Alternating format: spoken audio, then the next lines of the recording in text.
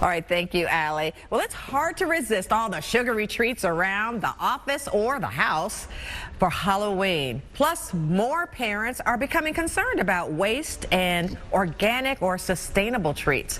But our next guest has some great ideas to make you feel good about your candy choices and party splurges. Right now, I want to welcome my favorite, Dr. Jonny Bowden, the nutrition mythbuster. Thank you so much for being here. It's always a pleasure to be with you. Absolutely. You know what? First, I just have to confess that I bought a whole lot of candy over the weekend because it was on sale. But I have a feeling you're going to tell me candy being on sale is not the basis on which I should make a decision on what I buy. How did you know that? I don't even need to be here. You already got the whole... Tell us what you brought in. Tell us about eco-friendly options. I'm going to get to eco-friendly in a second. What you want is more sustainable, less sugar.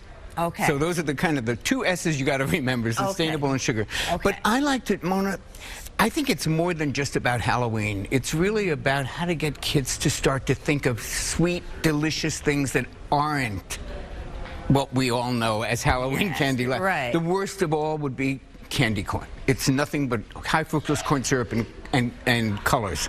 So that's something we definitely don't want. We had that on the show yesterday. Right. So I don't think it's such a big deal that one day a year they're going to eat some of that stuff, but I'm talking about how can we move them, kind of upgrade their taste buds a little bit. So that's a great idea. Here's a trick to getting kids to eat. I know you're going to ask me about chocolate. No. we always want to know about chocolate. But there's a problem with kids and with adults is that we don't get enough fiber. And fiber really makes such a difference to our microbiome. All those bacteria that live in our gut, they need to be fed. They need to be fed good stuff, right? And that keeps us healthy.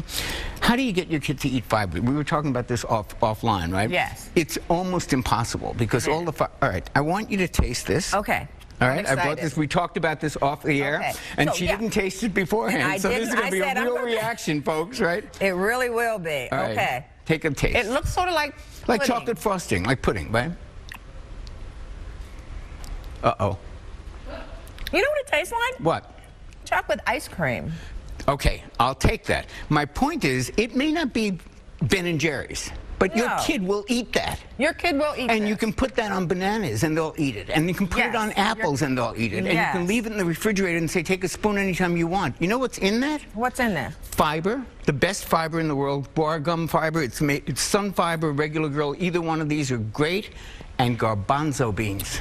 Garbanzo beans, and of course dark chocolate, dark cocoa, and sweetened with some maple syrup. You can't beat that. You really can't. It is really good, and I think kids will eat this. We'll put the recipe on good fiber. Okay. Yeah, good fiber, very important. And then get eco-friendly things like raisins in boxes and things like that. And nature's candy, dates. Okay, these are really good. So I love those. Yeah. I'm gonna take one of these while you tell people how they can get more information, where they can find you. JonnyBowden.com. No H in Johnny. All right. And we'll put that recipe up on your website, too, for people who want to make it with the sun fiber and the garbanzo beans. It's really good, isn't it? All right. It's really good. Thank you so much, Dr. Jonny.